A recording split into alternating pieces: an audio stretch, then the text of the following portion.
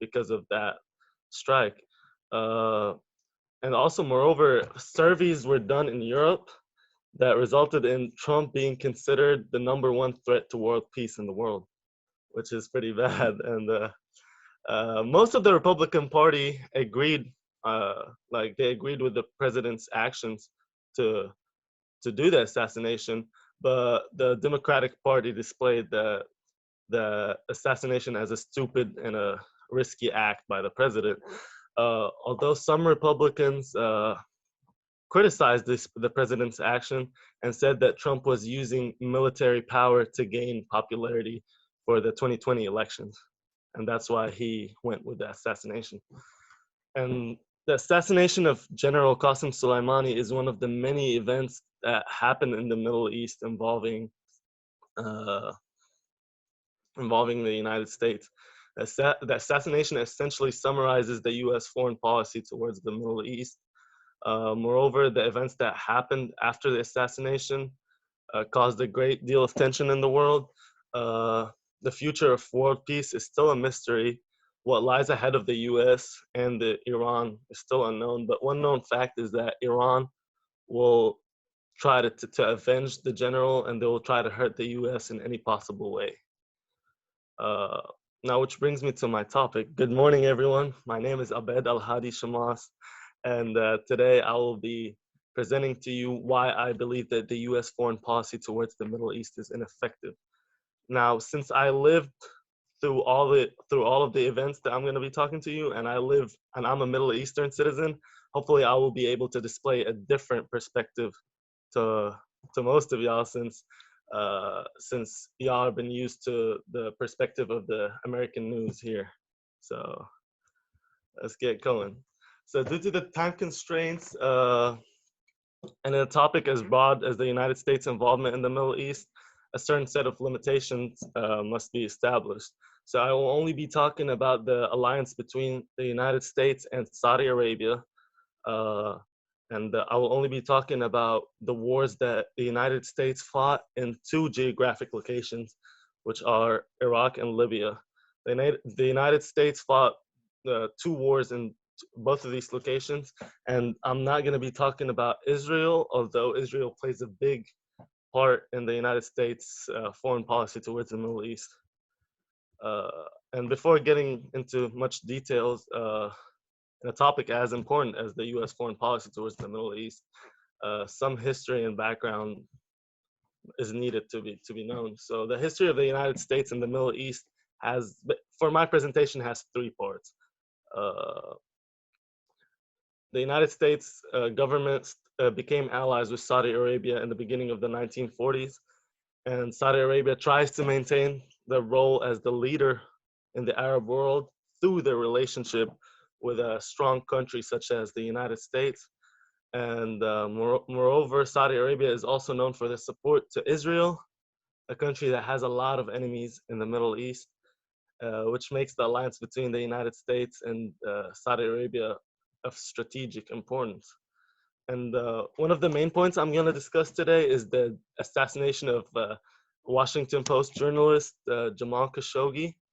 And he was killed in 2018. And the importance of the date is for us to know how the United States and Saudi Arabia ties work under the current presidency of our president, Donald Trump. Second, the Libyan civil war, which occurred under the Obama administration, whenever the UN Security Council passed Resolution 1973, which was headed by the administration of the President Barack Obama, which allowed military intervention in Libya. The military intervention came because of the countless crimes that were committed by Muammar Gaddafi, the leader of Libya. And the third date that should be known is in March 2003, George W. Bush authorized military intervention in Iraq.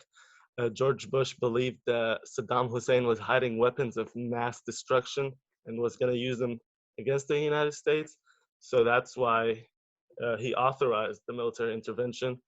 The US-led coalition sent 177,000 troops into Iraq, and about 130,000 troops came from the U.S., 45,000 British soldiers, and 2,000 Australian soldiers, with 194 Polish soldiers. Uh, uh, which brings me to my topic, which is why I believe the United States involvement in the Middle East is not as effective as a lot of people think it is. The United States foreign policy towards the Middle East has been very bad towards America and towards Middle Eastern countries, and it is more self-serving than it is to fight terrorism. The United States, firstly, because if the United States wanted to fight terrorism, they shouldn't be allies with a country such as Saudi Arabia. Second, getting rid of dictator Muammar Gaddafi affected Libya terribly, and especially getting rid of the dictator and then leaving Libya without any notice affected Libya terribly. And third, the United States invasion of Iraq, which I believe it was a great mistake. It was a huge mistake, I think.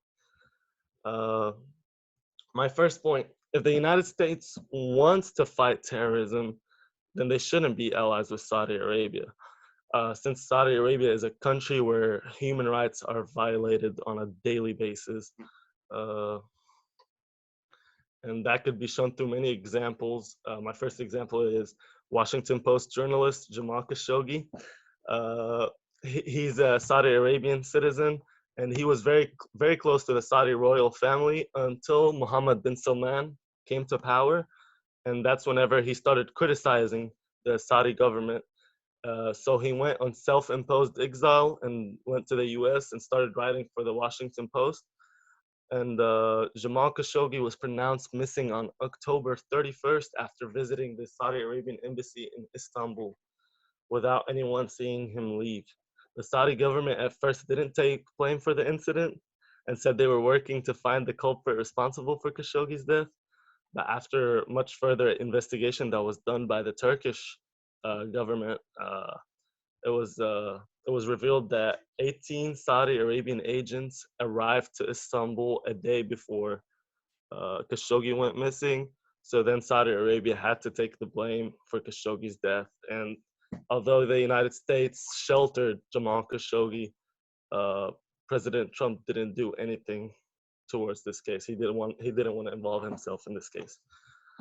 Uh, and on May 15 in 2018, just weeks before the Saudi Arabian government lifted the ban on women driving on June 24, the authorities launched arrests on prominent women's rights activists and accused several of them of treason. Till November, there's still 9 of them who are still held with no charge, and and some of their charges could carry prison terms up to 20 years. And those are some of many examples of how human rights are and freedom of speech is violated in Saudi Arabia. Uh, so a lot of politicians and experts argue that Saudi Arabia is very strategic importance towards the United States. Saudi Arabia owns more than 2/3 of the oil reserve in the whole world, and Saudi Arabia is playing a big part in the United States' interest in defending Israel, since it's trying to normalize the relationship between the Arab world and Israel. However, from a biblical standpoint, it's wrong and not of the United States' best interest to support a nation like Saudi Arabia, which I would call an evil nation, since human rights are basically human rights are being violated every day. And I believe that God has blessed the United States in many ways. However, if the United States keeps supporting an evil nation such as Saudi Arabia, the United States would lose its morals and probably become bad too. And that's according to 1 Corinthians 15:33. My second point, which is getting rid of dictator Muammar Gaddafi and how it affected Libya terribly and created an opportunity for ISIS to rise in Libya. The United States made a huge mistake supporting the rebels against Muammar Gaddafi without knowing how bad the consequences were going to be after. And another mistake that was done by the United States is that President Barack Obama promised the Libyan people that he wants to provide freedom and liberty for them, and he promised that he wanted to help the Libyan people. That as soon as uh, Muammar Gaddafi died, the U.S. left after they saw the chaos that was happening in Libya. The U.S. didn't offer any help to Libya after that and left, and now Libya became a stronghold for ISIS. Uh, Moreover, the United States bombing in Libya caused the death of almost 30,000 people and the displacement of many thousand Libyans. Libya is now split between two groups. Uh, a group led by former Gaddafi loyalists who controls the east side of Libya, and the west side of Libya, including the capital, Tripoli, is controlled by Islamist extremist uh, organizations such as ISIS and Al Qaeda. After the death of dictator Muammar Gaddafi, Islam extremists took over and now occupy almost 90% of Libya. Libya is now a stronghold for ISIS and other terrorist organizations. Now, people argue that uh, the United States supporting the rebellion against Muammar Gaddafi helped bring liberty and freedom to the people of Libya. Gaddafi did commit a lot of crimes towards the Libyan people, and so he deserved to die. But the death of Muammar Gaddafi brought more suffering towards the Libyan citizen. Now Libya is chaos with no hope of becoming a country that governs people with democracy at all. Moreover, Libya has become a stronghold for ISIS and other terrorist organizations. Uh, my third point, which is the United States invasion of Iraq, and why I think it was a huge mistake. Uh, the consequences of the U.S. invasion of Iraq were so bad for the United States and Iraq. More than 202,000 Iraqi innocent civilians were killed throughout the invasion, and 2.7 million Iraqi citizens were displaced due to the invasion. Uh, 4,000 American troops were killed, and $1 trillion of debt was added to the U.S. debt because of the invasion of Iraq. Now, before the United States invasion of Iraq, Iraq thrived financially. Nowadays, the Iraqi government is suffering financially and is still in fight with Islamic extremists and terrorist organizations such as ISIS, who occupy almost half of Iraq. Excuse me.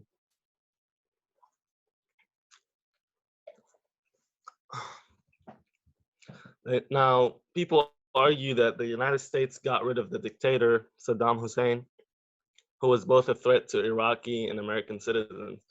There was an argument by George Bush and the US government that Saddam Hussein was hiding weapons of mass destruction and nuclear weapons, a lot of nuclear weapons too, and he was willing to use them against the United States.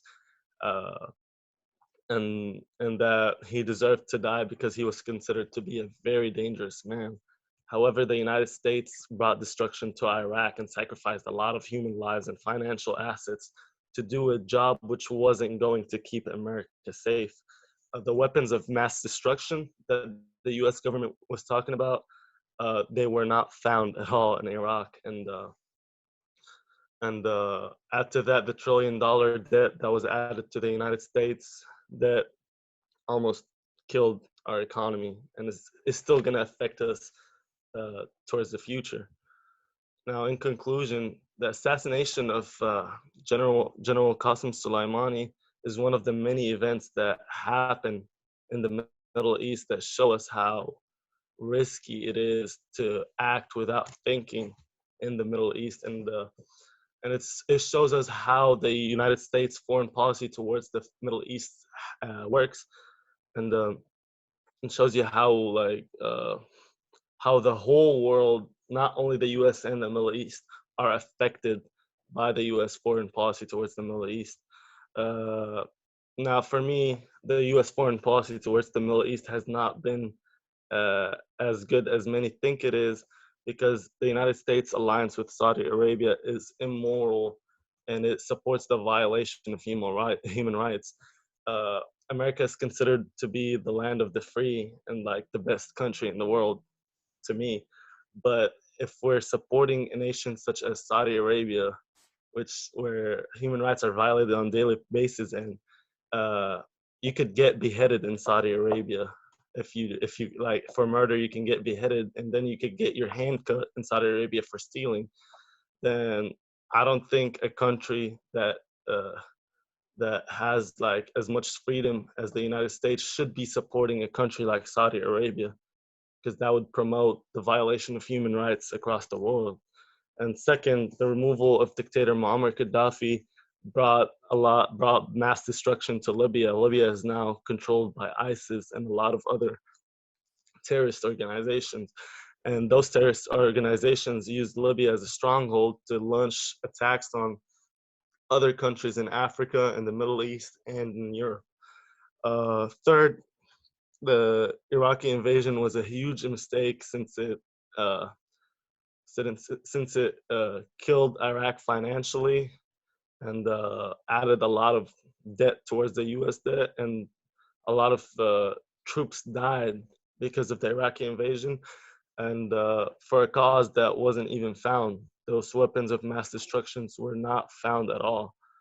So I'm gonna leave y'all with a quote by Mitt Romney, where he says, "What we need to do with respect to the Middle East is strong, steady leadership, not wrong and reckless leadership." That is all over the map. Thank you.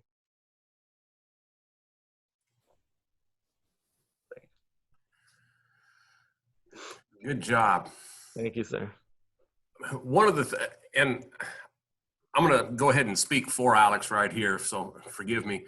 One of the things that struck me when Alex did his first presentation, and being from Lebanon, was he just put a map up and showed how all these countries just surrounded him.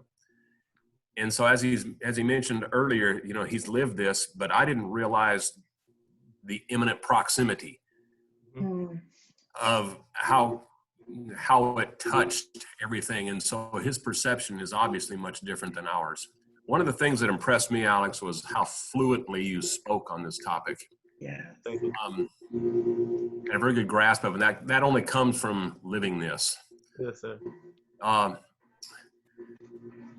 Talking about the Gaddafi thing. So we're faced with this prospect of, do we leave the guy in power? Do we kill him? You know, what was, you know, we don't know what was right, but, you know, you made a good point about the cost, the residual cost.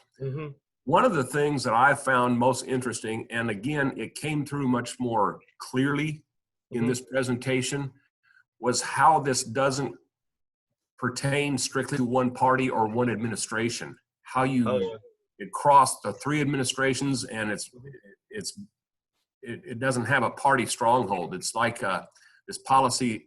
Our policies have been constant, no matter the leadership. So it's obviously a philosophy. So I thought you did a really strong job of tying this as a long-standing problem. Thank you. Thank you, sir.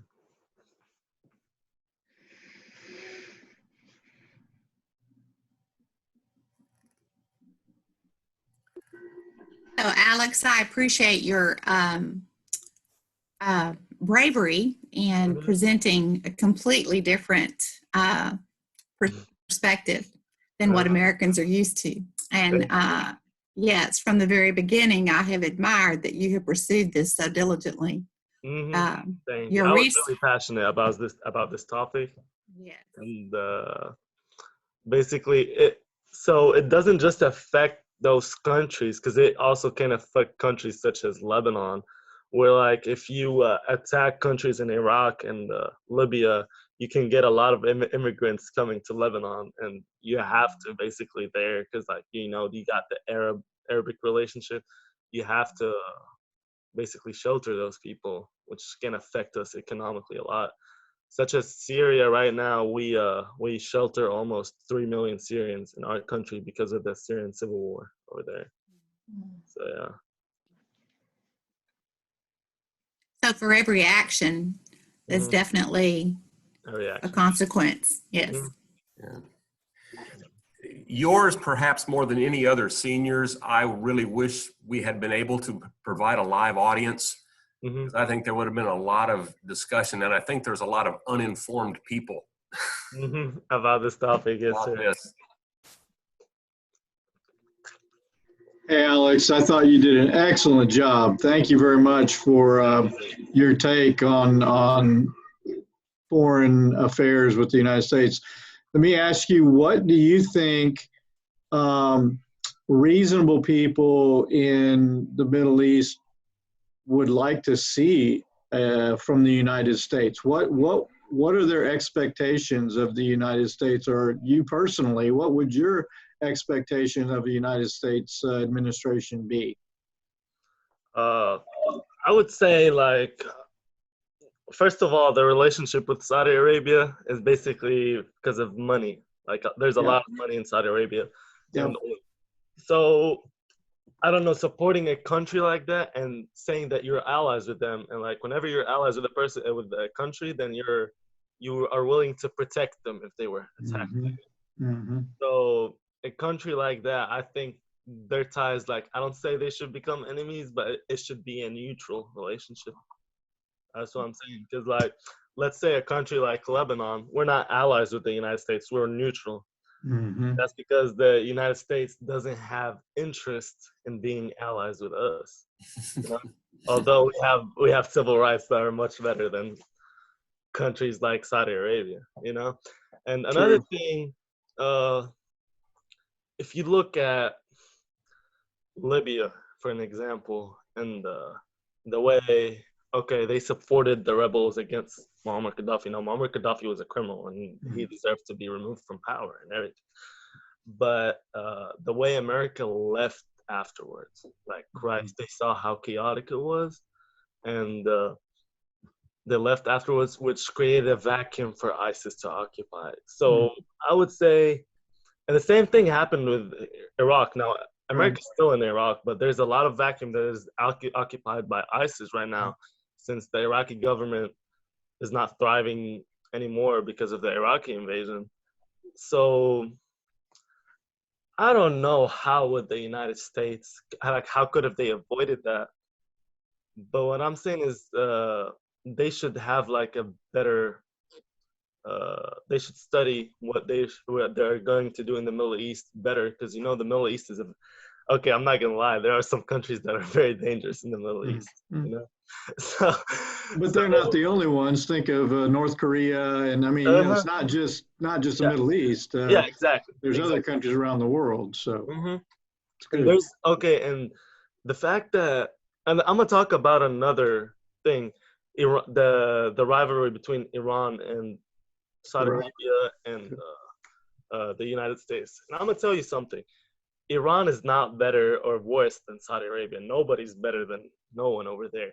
The Mhm. only reason that Iran says death to America every day is because the United States did some bad things in the Middle East, and the United States supports Saudi Arabia, which Iran considers an enemy. I'm telling you right now, if the United States was uh, allies with Iran, the same thing would have happened to Saudi Arabia. Saudi Arabian people would have said death to America every day. So it's not basically who's good and who's bad. It's basically whose side you're picking. And you're going to create a lot of enemies by picking one side over there. That's a good point. Thank you. You did an excellent job. And what I took from your whole presentation was the United States has a policy. It's kind of like ready, fire, aim. Instead of ready, aim, and that's kind of how they've done things, and it really has backfired Exactly. on them. So good job. We appreciate it. Thank you, sir. Thank you. Alex, Yeah.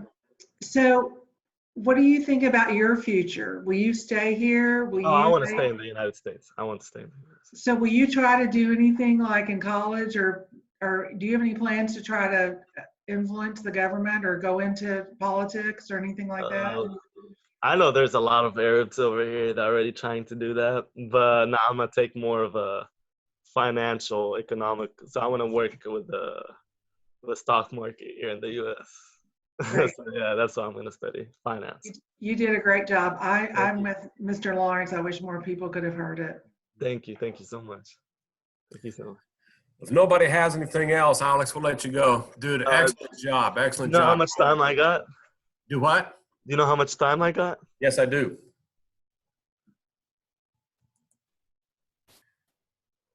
You are at 19:28. Okay, thank you. So you're good to go. Yes, sir. Thank you. Excellent Good job. job, Alex. Thank you. Bye-bye. Bye bye. Have a good one. You too.